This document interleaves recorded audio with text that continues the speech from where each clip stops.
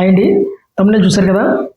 So డైరెక్ట్గా టాపిక్లోకి వచ్చేస్తే సీనియర్లే అంటూ మన ప్రభాస్ గారు రాజాసాబ్ ప్రీ రిలీజ్ ఈవెంట్లో చెప్పడం జరిగింది. సో ఇందులో ప్రభాస్ మంచితనం కూడా మనకు అర్థమైంది.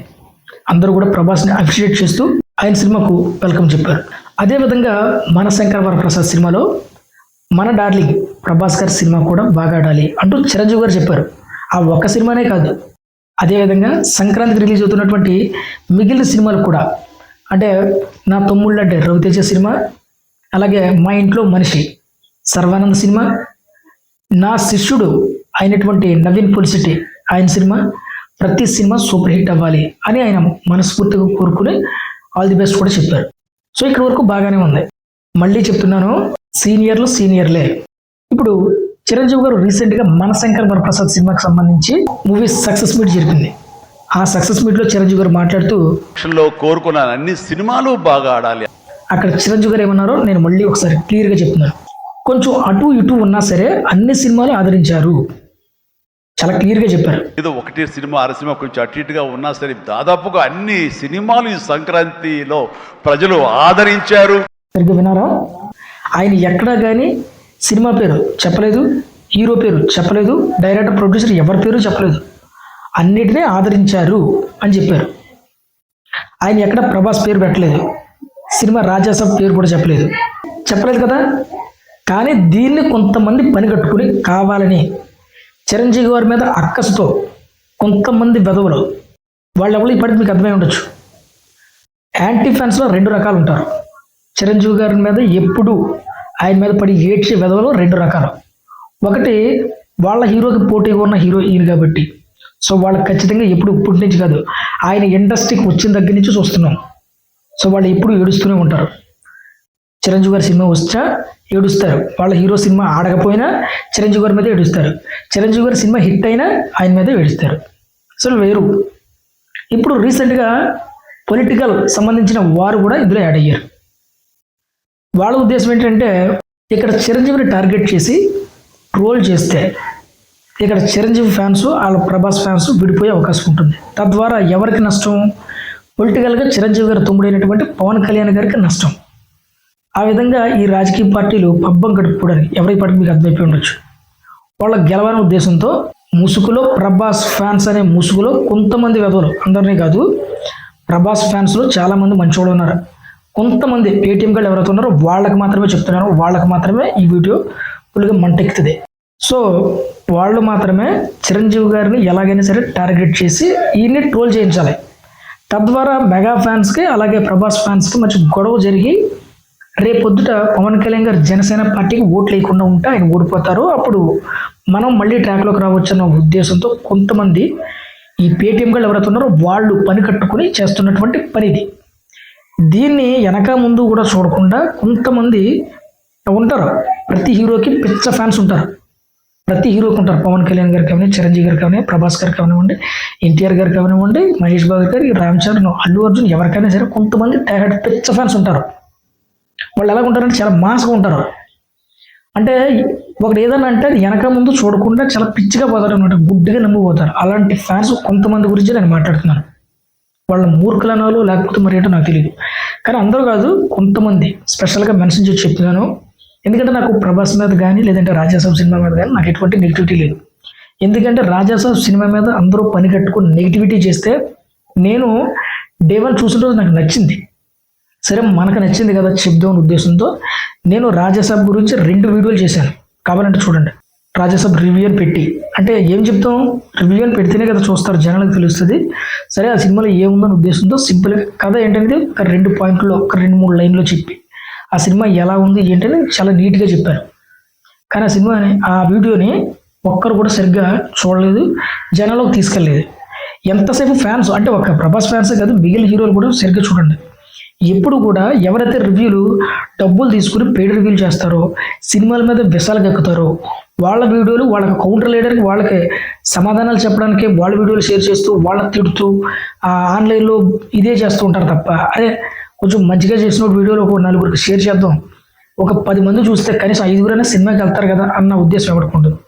నేను ఆ వీడియో ప్రభాస్ గారి సినిమా మీద డే 1 డే 1 నుంచి నెగిటివిటీ స్ప్రెడ్ చేస్తున్నారనే ఉద్దేశంతో రెండో రోజు నేను రివ్యూ చూశాను, రివ్యూని పెట్టి. కానీ ఎంతమంది చూశారు? తిప్పు కొడితే 150 మంది కూడా చూడలేదు అది. సరే అయిపోయింది. తర్వాత మళ్ళీ మారుతి గారి మీద పని కట్టుకుని, అంటే ప్రభాస్ ఫ్యాన్సే, ఆయన పని కట్టుకుని ఆ సినిమా బాగాలేదంటూ ముందు 2 రోజులకే ఆ మారుతిని టార్గెట్ చేసి ఆ మారుతిని ట్రోల్ చేయడం మొదలుపెట్టారు. మిగిలిన వాళ్ళు ఫ్లాప్ అంటే వీళ్ళు కూడా ఫ్లాప్ అని చెప్పి పాడి ఆ సినిమాని మొత్తానికి ప్రభాస్ ఫ్యాన్స్ చంపేశారు. ఒక విధంగా చెప్పాలంటే నేను దాని గురించి మళ్ళీ రెండో వీడియో చేశాను. అట్లీస్ట్ అది కనీసం ఒక 100 మంది కూడా చూడలేదు. ఆ వీడియోలో చాలా క్లియర్గా చెప్పాను నేను ఆ సినిమా ఎలా ఉంటుంది, ఎవరు చూడాలి. నిజానికి రాజాసాబ్ సినిమా మంచి సినిమా, అది కాకపోతే రిలీజ్ టైం కరెక్ట్ కాదు. అది ఇప్పుడు తెలియదు ప్రభాస్ ఫ్యాన్స్కి, నాకు తెలిసి ఫ్యూచర్లో ఖచ్చితంగా ఏదో ఒక రోజు దాని విలువ తెలుస్తుంది. ఇప్పుడు తెలియకపోయినా, ఎందుకంటే ఆల్రెడీ ఇటువంటి స్థితిలో రామ్ చరణ్ ఫ్యాన్స్ 2 సార్లు ఫేస్ చేశారు. ఒకటి ఆరెంజ్, ఆ టైంలో ఎవరో అర్థం కాలేదు, మిస్ చేసుకున్నారు. ఇప్పుడు లవర్స్ డేకి రిలీజ్ చేస్తుంటే సినిమా హిట్ చేస్తున్నారు రీ రిలీజ్లో కాట. అలాగే ఇంకొక సినిమా గేమ్ చేంజర్, అది చాలా మంచి సినిమా. ఎందుకంటే ఇప్పుడు మంచి చెప్తే ఎవరికి నచ్చదు. సో ఆ విలువ కూడా త్వరలో తెలుస్తుంది ఖచ్చితంగా. గేమ్ చేంజర్ కూడా పర్టికులర్గా పలానా రోజు సినిమా బాగుందని చెప్పే రోజు కూడా వస్తుంది. అది గ్లోబల్ స్టార్ ఫ్యాన్స్ కనుకుంటే అది పక్కన పెట్టండి. ఇకపోతే ఈ సినిమాని ఎవరైతే చంపేసింది ప్రభాస్ ఫ్యాన్సే, బయట కూడా వేరే విషయం. ఈ సినిమాకి నెగిటివ్ రివ్యూ చేయదు వారు ఎవరైనా ఉన్నారంటే ఒక్క మెగా ఫ్యాన్స్ మాత్రమే చేయలేదు.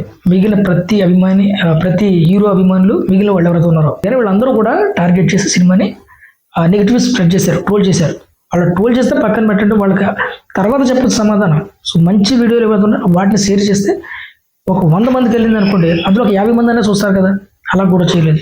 ఎంతసేపు వాళ్ళతో ఫైట్ చేయడం, ఎంతసేపు వాళ్ళని ట్రోల్ చేయడం, ఇది చేస్తూ ఆ సినిమాని వీళ్ళే చంపి అటు మారుతిని ఆ నిర్మాతకు సంబంధించి సెకండ్ ప్రొడ్యూసర్ ఎస్కేఎన్ని ట్రోల్ చేస్తూ ఆఖరికి వాళ్ళు ఆ పోలీసులు ఆశ్రయించి మమ్మల్ని ఎలా ట్రోల్ చేస్తున్నారని చెప్పి వాళ్ళ పోలీసులు ఆశ్రయించే వరకు తీసుకొచ్చారు.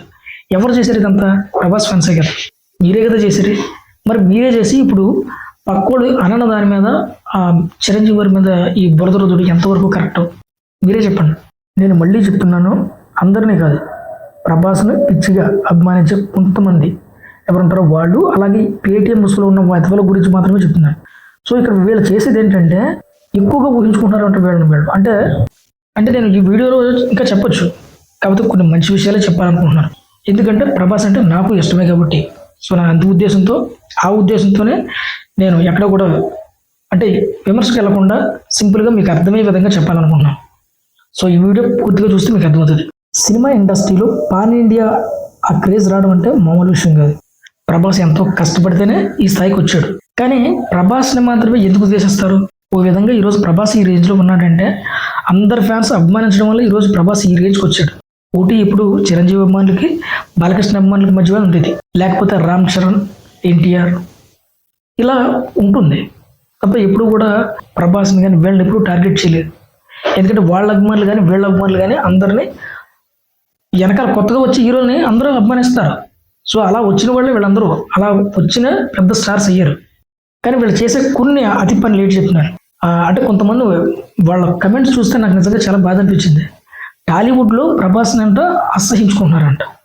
ప్రభాస్ని ఎంత అసహించుకుంటారు? చుట్టూ ఉండి వెన్నుపోటు పడడానికంటే రెడీగా ఉన్నారంట. ఆయనకు వెన్నుపోటు ఎందుకు పొడుస్తారు? ఎవరు పొడుస్తారు? అంటే ప్రభాస్ మరీ అంత ఏం తెలియనంత వ్యక్తి ఆయన. బాలీవుడ్ అంట ఎలాగో ప్రభాస్ని పట్టించుకోదు, టాలీవుడ్లో కూడా ప్రభాస్ మీద నెగిటివిటీ స్టార్ట్ అయిపోయింది. అంటే వాళ్ళ కమెంట్లు నిజంగా ఆ తర్వాత గౌరవం అనేది సరైన మనిషికి ఇవ్వాలి, వయసు రీచ్ ఇవ్వకూడదు, నువ్వు సీనియర్లు అంటూ పెద్దవాళ్ళు కూడా నువ్వు రెస్పెక్ట్గా చూస్తున్నావు, నేను అలా ఎవరో చూడట్లేదు కదా అని చెప్పి వీళ్ళ ప్రభాస్కు సలహాలు ఇవ్వడం. మళ్ళీ ఇలా చాలా కమెంట్లు ఉన్నాయి. ఇలాంటి బిల్డప్లు ఇస్తూ పని కట్టుకుని మెగాస్టార్ మీద ఈ నెగిటివిటీ స్ప్రెడ్ చేసే వెధవలకు చెప్తున్నాను, ఒకసారి మళ్ళీ బాగా ఆలోచించండి. మీరు చేసేది నిజంగా పిచ్చి ఓవర్ యాక్షన్. మరి నిజంగా ఓవర్ యాక్షన్ కాకపోతే అక్కడికేదో భక్తమయాసలో విజ్ఞప్తి అనే సినిమా సూపర్ హిట్ అయిపోయినట్టు, అనగనగా ఒకరోజు సినిమా బ్లాక్ బాస్టర్ అయిపోయినట్టు వీళ్ళు అనుకుంటున్నారు. అదేం ఆడలేదు కదా. ఒక విధంగా చూస్తే మన శంకర్ వరప్రసాద్ గారి సినిమా తర్వాత కొద్దిగా గొప్ప కలెక్షన్స్ దేనికి వచ్చాయి? రాజసభకి వచ్చాయి. ఆ తర్వాత నారి నడుము మురారి ఈ సినిమాకి వచ్చాయి. మిగిలిన వాటికి ఏం రాలేదు. ప్రభాస్ స్టామినా మీద వచ్చాయి కలెక్షన్స్, అంతే కదా. సినిమా ఫెయిల్యూర్ను కూడా మీరు తట్టుకోలేక మీరే డైరెక్టర్ని అనేడు, మీరే డైరెక్టర్ని ప్రొడ్యూసర్ని ట్రోల్ చేశాడు. పక్కన ఎవరో ఒక మాట అంటే వాళ్ళని కూడా ట్రోల్ చేశాడు. అంటే మీరు మీ సినిమాని ఫ్లాప్ అని మీరు ఒప్పుకోవచ్చు, పక్కోళ్ళు మాత్రం ఏమనుకోవద్దు. ఆయన ఏమనలేదే, ప్రభాస్ పేరు పెట్టారా? లేదు. పోనీ సినిమా పేరు రాజాసాబ్ చెప్పారా? అది లేదు కదా. మరి ఎందుకు మీకు బాధ, ఎందుకు మీకు ఈ అక్కసు? అంటే మీలాంటి వాళ్ళ గురించే నేను కొన్ని విషయాలు చెప్పాలనుకుంటున్నాను. ఐ థింక్ 1996 అనుకుంటాను, చిరంజీవి రిక్షావుడు సినిమా, అలాగే ఆర్ నారాయణమూర్తి ఒరే రిక్షా, ఈ 2 సినిమాలు కూడా ఒకేసారి వచ్చాయి. అయితే ఇందులో చిరంజీవి గారి సినిమా ఫ్లాప్ అయింది, ఆర్ నారాయణమూర్తి గారి సినిమా సూపర్ హిట్ అయింది. పోటీలో వచ్చినటువంటి సినిమా ఒకటి సూపర్ హిట్ అయితే ఆ సినిమా సంబంధించి ఎవరైనా ఆ వేడుకకి ఎవరైనా వెళ్తారా? కానీ మెగాస్టార్ ఆ సినిమాకి సంబంధించి 100 రోజుల ఫంక్షన్కి మెగాస్టార్ గారు చీఫ్ గెస్ట్గా వెళ్ళి ఆ సభలో మా రిక్షా వాళ్ళ పందెంలో నేను వెనకబడిపోయాను అని చెప్పి స్వయంగా అందరి ముందు స్టేజ్ ముందే ఆయన చిరంజీవి గారు మాట్లాడారు. ఎవరు చెప్తారు చెప్పండి ఇలాంటిది? నా సినిమా పోయిందని ఉట్టప్పుడు వచ్చిన సినిమాని ఎవరైనా ఒప్పుకుంటారు? ఒక పోటీలో వచ్చినటువంటి సినిమా ఎవరితో పోటీలో గెలిచారో వాళ్ళ ఫంక్షన్కి వెళ్ళి నేను ఓడిపోయానని స్టేజ్ మీద చెప్పే దమ్మున్న హీరో ఎప్పుడైనా ఉన్నాడా టాలీవుడ్లో? టాలీవుడ్లో అంటే వరల్డ్ ప్రపంచంలోనే నాకు ఎవడో లేడు, నాకు తెలిసి ఎవడో లేడు. That is megastar Chiranjeevi. ఇక 2004లో అంజీ సినిమా, అలాగే వర్షం సినిమా దాదాపు ఇంచుమించుగా ఒకేసారి రిలీజ్ అయ్యాయి. అప్పుడు Anji cinema socio fantasy cinema కాబట్టి జనాలుగా ఆదరించలేకపోయారు. ఇప్పుడు వస్తుంటే అది పాన్ ఇండియా సినిమాను కూడా దుమ్ము లేపేసేది, అది వేరే విషయం అనుకోండి. బట్ అప్పుడు జనాలకి అది అర్థం కాక ఆ సినిమాని పక్కన పెట్టేశారు. అంటే చిరంజీవి గారు రేంజ్ హిట్ డెవలప్ ఎందుకంటే అప్పుడు ప్రీవియస్ మూవీస్ ఇందిరా ఠాగూర్ దుమ్ము దులిపే స్టోరీస్ అవి.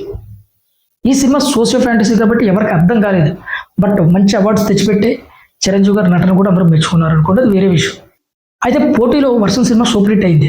ఆ సినిమా 100 రోజుల ఫంక్షన్ కూడా మెగాస్టార్ చిరంజీవి గారు చీఫ్ గెస్ట్గా వెళ్ళి అక్కడ ప్రభాస్ గారి గురించి ఏం మాట్లాడారో ఒకసారి మీరు యూట్యూబ్లోకి వెళ్ళి చూడండి, వీడియోస్ మీకే తెలుస్తాయి. ఆయనకి అంత పనే ఉంది, పోటీలో వచ్చిన సినిమా. ఈ రోజుల్లో ఒక వ్యక్తి మనల్ని ఏదైనా ఒక మాట అంటేనే వాళ్ళ గురించి మనం మనల్ని అనకపోయినా పక్కన ఎవరో అంటేనే మనం పని కట్టుకుని విషయాన్ని స్ప్రెడ్ చేసేది యుగంలో ఉన్నాం. అయినా సరే పోటీలో వచ్చిన సినిమా అయినా సరే నా మనిషి మన మనిషి అనుకున్నాడు కాబట్టి 100 రోజుల ఫంక్షన్కి వెళ్ళాడు. చీఫ్ గెస్ట్గా వెళ్ళి ఆయన గురించి 4 మంచి విషయాలు చెప్పి వచ్చారు. అది మెగాస్టార్. కానీ అది మీకు కనిపించలేదు. తర్వాత మిస్టర్ పర్ఫెక్ట్ సినిమా.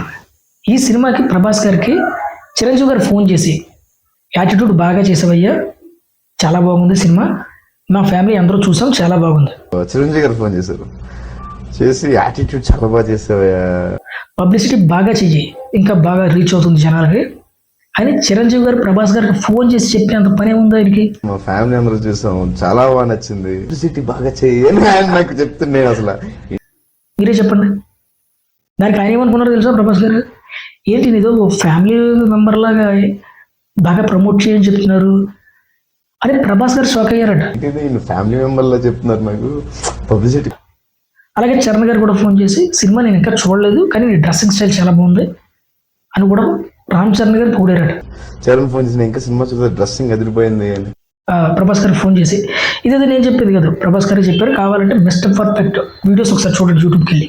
అలాగే బాహుబలి సినిమా ఆయనకి అసలు సంబంధం లేదు, బట్ బాహుబలి టైంలో కూడా ఇప్పటికీ చిరంజీవి గారు ఒక వీడియో పెట్టి అందులో నేను చాలా స్పష్టంగా చెప్పారు. దానికి సంబంధించిన వీడియో నేను చేశాను, స్క్రీన్ మీద కనిపిస్తుంది కదా, ఐకార్డ్ క్లిక్ చేసి ఆ వీడియో చూడండి, లేదంటే డిస్క్రిప్షన్లో లింక్ ఇస్తాను, అప్పుడు చూద్దరు కానీ వీడియో. సో బాహుబలి సినిమా కూడా ఆయన బాగా ఆడాలి, ఇలాంటి సినిమాని ఆదరించాలన్నారు. ఎవరు చెప్తారు? సరే అది కూడా కొంచెం పక్కన పెడదాం. Next Saaho cinema. ఈ సినిమాకి చిరంజీవి గారు మెసేజ్ పెట్టి సినిమా బాగుందని చెప్పి మెసేజ్ పెట్టారు. చిరంజీవి గారు ఫోన్ చేశారు, మెసేజ్ చేశారు, నేను ఫోన్ చేశాను. ఎక్స్ట్రాడినరీ గూస్ బంప్స్ వచ్చింది. ఆ మెసేజ్ చూసినటువంటి ప్రభాస్ గారు వెంటనే ఫోన్ చేస్తే ఆయనతో దాదాపు ఒక పావు గంట మాట్లాడారట సినిమా గురించి. చాలా బాగుంది, బాగా చేసావు అని. మరి ఆయనకి అంత సంబంధం ఏముంది? అలాగే సాలార్ సినిమా రిలీజ్ టైంలో కూడా ఫస్ట్ ట్వీట్ వేసింది ఇండస్ట్రీ నుంచి ఒక మెగాస్టార్ చిరంజీవి గారే. చూడండి కావాలంటే. కానీ ఇవేం కనిపించవు, ఎందుకంటే ఆయన ఎదిగిపోతున్నాడు. స్టిల్ 70లో కూడా యంగ్ హీరోలకి, కరెంట్ జనరేషన్ హీరోలు కూడా పోటీ పడలేకపోతున్నారు ఆయనతో. మరి ఏదో విధంగా నెగిటివిటీ స్ప్రెడ్ చేసేయాలి, ఆయన డౌన్ చేసేయాలి అని పని కొట్టుకుని కొంతమంది ఎవరు వేడిస్తున్నారంటే ఓకే. మరి మీకేమైంది? చిరంజీవి గారికి టాలీవుడ్ ఉన్నటువంటి హీరోలు ఎవరో ఆయన ప్రజారాజ్యం పార్టీ పెట్టినప్పుడు ఒక్కరు కూడా సపోర్ట్ చేయలే. ఈవెన్ మా అన్నయ్య అని తిరిగి రవితేజ కూడా సపోర్ట్ చేయలేదు. ఇండస్ట్రీ నుంచి సపోర్ట్ చేసినటువంటి ఒకే ఒక్క వ్యక్తి కృష్ణరాజు గారు. అలాంటి ఫ్యామిలీ మీరు. సో స్టిల్ కృష్ణరాజు గారి భార్య కూడా ఇప్పటికీ ఆమె రామ్ చరణ్ గారితోనూ, ఉపాసన గారితోనూ, చిరంజీవి గారితో చాలా సన్నిహితంగా ఉంటారు. వాళ్ళు ఒక ఫ్యామిలీలో ఉంటారు. ఈవెన్ ప్రభాస్ గారితో కూడా అంతా ఒక ఫ్యామిలీలో ఉంటారు వాళ్ళు. అందుకని ప్రతి సినిమాకి వీళ్ళ ఫ్యామిలీ నుంచి వాళ్ళకి ఖచ్చితంగా విషెస్ వెళ్తాయి. కానీ వాళ్ళేం బయట పెట్టుకోరు. ఎప్పుడైనా ప్రభాస్ గారు చెప్తేనే తెలిసి. ఇవన్నీ కూడా ప్రభాస్ గారు చెప్పినవే, నేను ఏదో క్రియేట్ చేసి చెప్పినవి కాదు. యూట్యూబ్ ఓపెన్ చేసి చూడండి, మీకే తెలుస్తాయి. మీరు చిరంజీవి గారిని ట్రోల్ చేస్తున్న ఉద్దేశం చేస్తున్నాను. ఇదే నేను నెగిటివిటీగా చెప్పాలి అనుకుంటే కరెక్ట్ కాదు. అది ఎవరు ఎంత ఏడ్చినా ఫైనల్గా నేను చెప్పేది ఏంటంటే, ఇండస్ట్రీకి పెద్ద ఆయనే, బిడ్డ ఆయనే, బాస్ కూడా ఆయనే. అందరినీ కెలికే రకం అయితే కాదు, అందరినీ కలుపుకుపోయే మనస్తత్వం అయింది. ఇండస్ట్రీలోకి ఎంతోమంది స్టార్లు రావచ్చు, జనరేషన్కి ఒక స్టార్ పోతాడు. కానీ ప్రతి జనరేషన్కి ఒకే ఒక్కడు ఉంటాడు మెగాస్టార్. అదే మా మెగాస్టార్. ఇది నేను ఓన్లీ చిరంజీవి గారి మీద ఉన్న అభిమానంతో చేసిన వీడియో. ట్రోల్ చేసేటువంటి ఆ మూర్ఖులు ఎవరైతే ఉన్నారో ఆ కొంతమంది మూర్ఖుల కోసం మాత్రమే చేసినటువంటి వీడియో ఇది. సో ఇది ఫ్రెండ్స్ ఈరోజు వీడియో. మరొక వీడియోతో మళ్ళీ ఖచ్చితంగా మేము ముందుకు వస్తాను. అంతవరకు బాయ్.